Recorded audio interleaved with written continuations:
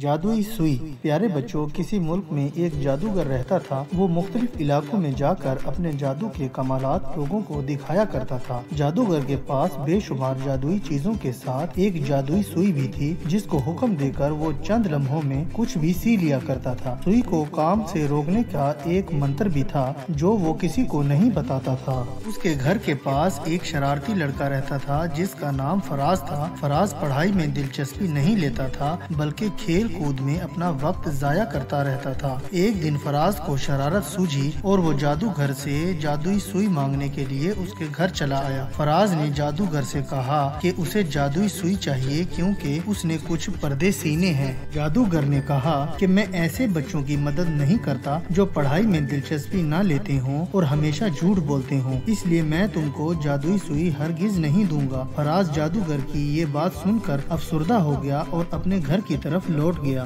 اپنے گھر میں جا کر فراز جادوئی سوئی حاصل کرنے کے طریقے سوچنے لگا۔ سوچتے سوچتے اسے جادوئی سوئی چرانے کی ترکیب سوجھی تو وہ خوش ہو گیا۔ رات کو وہ چپکے سے جادوگر کے گھر میں داخل ہوا۔ جادوگر اس وقت گہری نیند میں سو رہا تھا۔ وہ چپکے سے جادوگر کی سوئی چرا لایا۔ گھر واپس آ کر فراز جادوئی سوئی کا کرتب دیکھنے لگا۔ اس نے جادوئی سوئی کو حکم دیا کہ اس کے کمرے کے تمام پردے سی دو۔ جادوئی سوئی حکم ملتے ہی پردے سینے لگی۔ جادوئی سوئی نے تمام پردے، قالین اور کمبل سی دیے۔ اب فراز جادوئی سوئی کو روکنا چاہتا تھا مگر اسے سوئی روکنے کا طریقہ نہیں آتا تھا۔ فراز جادوئی سوئی کے انوکھے کرتب دیکھ کر گھبرا گیا اور وہ ایک پردہ لپیٹ کر چھپ گیا۔